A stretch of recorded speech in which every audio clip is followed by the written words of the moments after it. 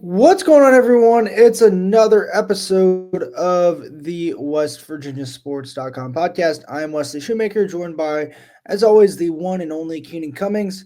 A lot to talk about, but specifically first here, we're going to get into some basketball news. It is Tuesday night, about 8 o'clock, and we are filming at this hour because the commitment of Braydon Hawthorne just took place, and the former West Virginia signee under the former staff was recruited again by this current staff, but now he is headed to Kentucky. And so, Keenan, that is a piece that West Virginia and Ross Hodge might have expected or thought they could have or could get. And then here we are now without him. And that leaves some certain question marks about this roster. So let's start there. I know we hit on this a little bit last week, but what is there left to do work-wise for this roster coming together? Well, I guess first of all, we'll go back to what Hodge said with John Rothstein. I thought it was really insightful, really. We wrote about it today on the site. Really talked about how he's pleased with how the roster's come together. He likes what he's added. They've gotten guys that have won at different stops, guys that fit kind of what he wants to do, obviously. But he did mention that, they need a couple more guys. Obviously, you would have liked to seen Braydon Hawthorne be one of those. And you look at his skill set, he's a guy that his best basketball is ahead of him right now. Still developing. He's gonna have to add weight, but not many 6'8", 6'9" guys that can do everything that he can do. So any way you slice it, that is, it's a blow for West Virginia. It would have been a nice one to keep home. He was in the fold. Then his recruitment kind of blew up after he signed. He stuck with West Virginia clearly until Darren DeVries left. And then that opened up the floodgates, really. I never really had a great feeling there was going to be a reunion here, but this is truly one of those rare recruitments in today's era. I know we always wait for the kid to announce, but usually most of the time we have a pretty good idea which way it's going. And I think late some things kind of were going Kentucky's way, but I know even earlier today I was talking to people connected with Kentucky and they weren't sure. So really, truly one of those ones where you weren't 100% sure until it was announced. So, you can't do anything about it. That's recruiting. Would have been a nice feather in the cap for Ross Hodge, obviously, to get a high school kid from the state that late and kind of get him back in the fold. But you got to pick up the pieces and go elsewhere. I like the freshmen that West Virginia has added so far, but they still got needs. I think they need another big. Finding that big is not easy at this stage, but you need somebody else that's going to kind of round out what they have on the table. I think another ball handler, another point guard would be beneficial. And then, I'd say there's probably one other spot you can get, depending on what happens with Chance Moore. I think everything should be okay there, but you never know when it comes to waivers. But as long as that's okay, maybe another guy, 6'6", 6'7", that can attack the basket, that kind of thing. So I don't think they're that far away. I mentioned this a while back, Wes. I felt that first wave is really kind of the bulk, the nucleus of your team. And they went out and got a lot of guys that can help them immediately. So you feel good about what they were able to do. Now it's about those last kind of finishing touches so you can take this roster into Big 12 play and kind of be competitive with it. Yeah, I think the biggest thing, and we hit on this previously, and we'll probably continue to hit on it until it's filled or until there's a decision there, is finding a help at the five and finding that big piece, just because size is uber important and dudes who can play at that position are uber important. But as we've said this year, as it's been kind of since the portal era started, one, those guys are hard to find. And two, when you do find them, they tend to be somewhat expensive in terms of what they're asking and for NIL. And so that's something that has to be taken into account as well, because at some point there's only so much money to go around. And I'll be interested to see how they do it. But I think losing Hawthorne isn't the end of the world by any stretch of the imagination. He was a very talented player. I think that was kind of obvious. Another big piece of news for this West Virginia team came today when Eagle staff officially withdrew his name from the NBA, and so he will be coming to school. I know You were on top of that earlier this afternoon, Keenan. So things are starting to kind of stick together and come along for this squad. Yeah, I don't think that was necessarily a surprise. I know he was exploring, but it kind of felt that this was always going to be the outcome. Obviously you feel better that it's official because you never know. People get into the draft process and crazy stuff can happen, but you feel pretty good about where they're at right now. It's just kind of those last couple pieces. That they've got to put together a rotation. You feel good, they got 10 guys right now, 10 guys you feel comfortable with, some freshmen you can mix in, but you'd like a little bit more experience. And I think that that's the route you see them go. Obviously if a high level freshman decides they want to show interest, obviously a guy like Hawthorne, I'm not sure how much he plays in year one. I think he's going to play obviously at West Virginia, but I think it's his ceiling that makes him so attractive. And I think that if he stays at Kentucky, that's obviously going to be a logjam every year. If he develops there, he has a chance to be a really, really good player. And I think that was the obviously attraction of all these schools that got in late. So we'll see how all that develops. But right now, West Virginia is not in a bad spot. I know it feels bad. You lose a recruiting battle, but it's going to happen. It's part of recruiting. Now it's about kind of finding those last pieces. And I'm sure this has already been mapped out. They have an idea of guys they want. And now that kind of, I don't want to call it a roadblock or an obstacle, but now that that's out of the way, you can proceed forward and kind of fill out some of these last remaining spots. Agreed. Agreed. Moving on to the football front, a kind of fun game to play, I guess, this time of year, as some betting sites have released Big 12 win totals in terms of over unders. West Virginia was right on the cusp of what some will, I guess, just call bowl eligibility. So you can answer two questions with one answer, Keenan. One, does West Virginia exceed their 5.5 win total this year? And two, therefore, would they be bowl eligible? Yes and yes. I firmly believe that at this stage. I mean, even looking back at how West Virginia has struggled at times under Neil Brown, they were right around that mark every year. So you hired Rich Rodriguez to win, and we discussed this last time about him building the roster, making competitive, bringing in a lot of seniors. I think that this team is going to surprise some people. Now, I'm not ready to throw out a prediction. That would be silly at this point. Based off what I've heard, you haven't really seen a lot of football at this stage. And granted, I don't take it for granted at all that, I've seen more than most, but still not much more, in terms of how guarded they were in the spring. But I do think that this team is going to be better than people think. What they've been able to put together, just Rich's history, with what he's been able to do offensively. I don't worry there. They invested heavily on defense, check some of the boxes that were concerns that people might have had from his first tenure. So I think that this team's going to surprise. I would be, I don't want to say shocked, but I would be very disappointed if this team won less than 5 games. So I think 6 or 7 is your floor at this point, right? I mean, doesn't it feel that way just up from the outside? Yeah, I would say so. I think there's a couple components to this that are intriguing on my end. First is the idea that what Rich Rodriguez is doing and where he's at in his career, because he came here not trying to have this be like a 4 to 5 year rebuild. He knows he's in the era of transfer portal NIL where it can be a high volume roster turnover year to year basis, and that can increase your chances at winning. And not only does he understand that, he's kind of put that into play, and we've talked about that on end for the last few months of what he's done even through just this spring in terms of portal outgoing and incoming, right? And so that's the thing. And also the idea of that he came back to West Virginia to win. It's not like it's a new coach that doesn't understand or might not get what West Virginia is.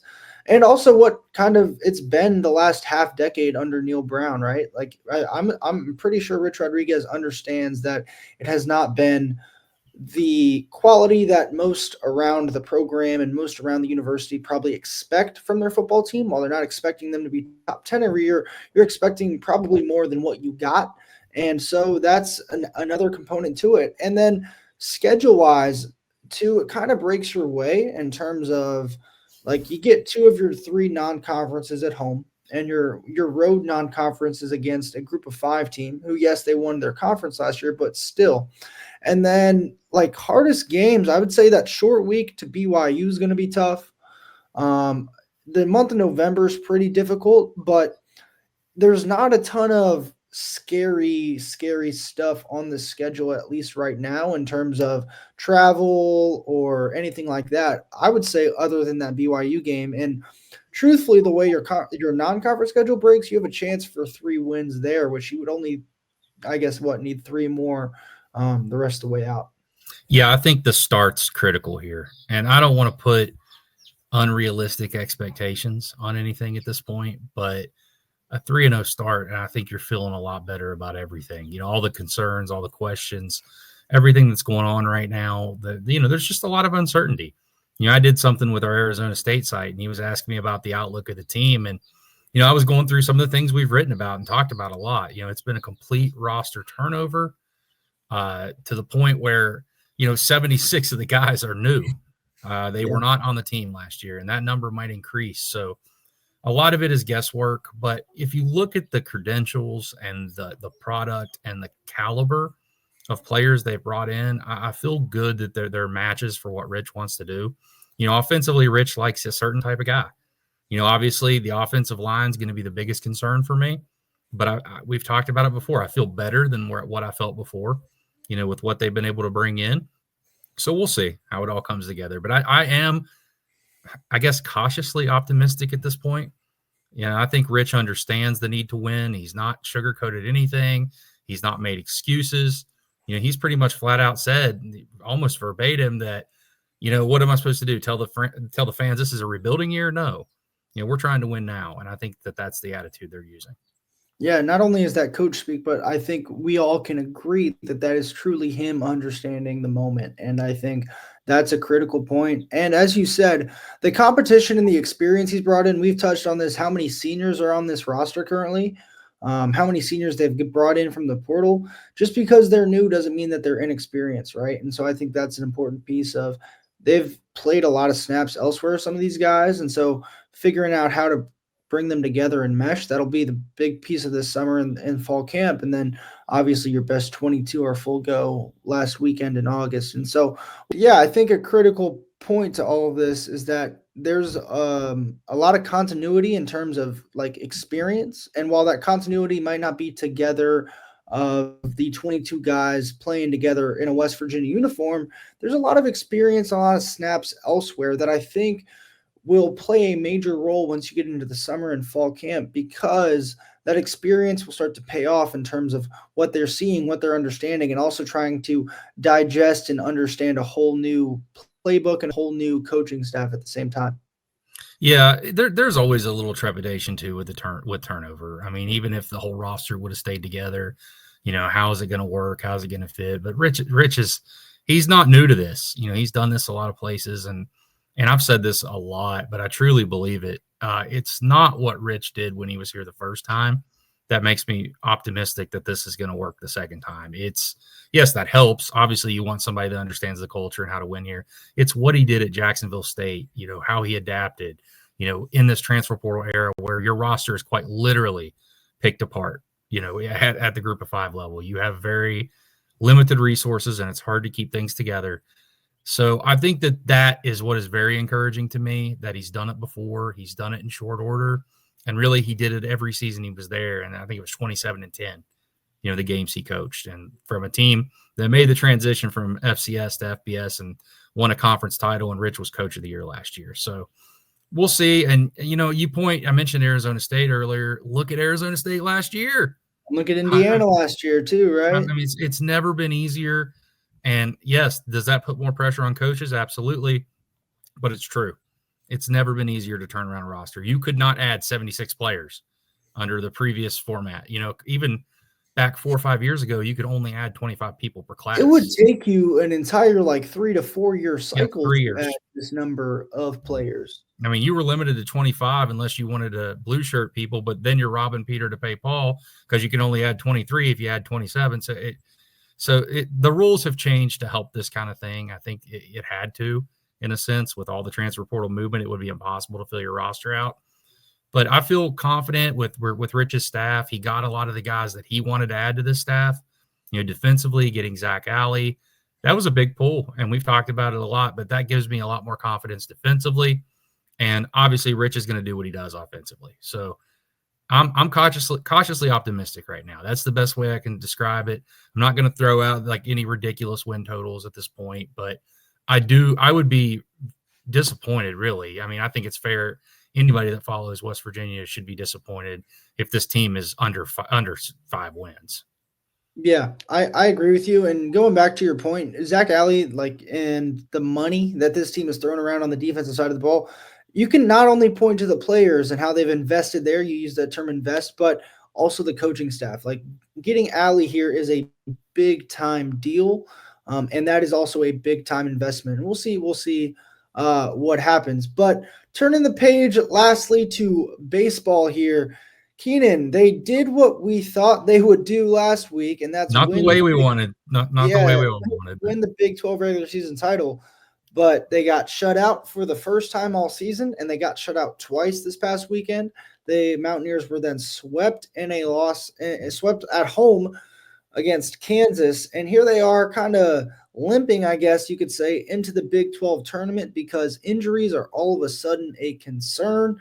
Carson Estridge, he left the game with an injury. He's been your closer who had then struggled the last 3 or 4 outings for him. He stared straight at his right elbow, and you never want to see that on Sunday. Jack Kartsonis, he pitched 7 innings, 1 run. He had a little bit of an arm deal too. He was seeing the trainer, but I would assume he should be good to go. Now they head to the Big 12 tournament, Keenan, and my question for you is, do you think they make noise in Arlington and possibly get back up to being a potential host, or are the Mountaineers going to be hitting the road, do we think, for a regional next weekend? I think that's a tough question because right now they're not playing their best baseball, which is not what you want to see. Now, some of that is competition. Obviously playing Kansas is tough, and they had some Little League type stuff happen in late game situations that have cost them some games. But I think they can. Can they? Absolutely. Right now, I would be lying if I said I had faith that they were going to go out there and win a couple games. But this team has proven a lot of people wrong throughout the year. And now's the time to rally if you're going to rally. But hosting, I'm less optimistic than you. Now, you follow this much more closely than I do, but I kind of feel like you have to win the whole thing if you want any chance to host it at this point. Yeah, I wrote an article on this today. Their RPI is at 28 right now. If you get the 3 wins required, so single elimination this year, the Mountaineers earn the bye. So it kind of changes things because in past years you could play a lot more games because of the double elimination style tournament. Technically, you can play 4 or 5. Here, the max they can play is 3.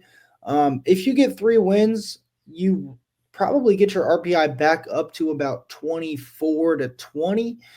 And that would be borderline hosting, I think. The thing that is going to harm this team is the non-conference strength of the schedule. It's like 257th in the country or something like that. It's poor.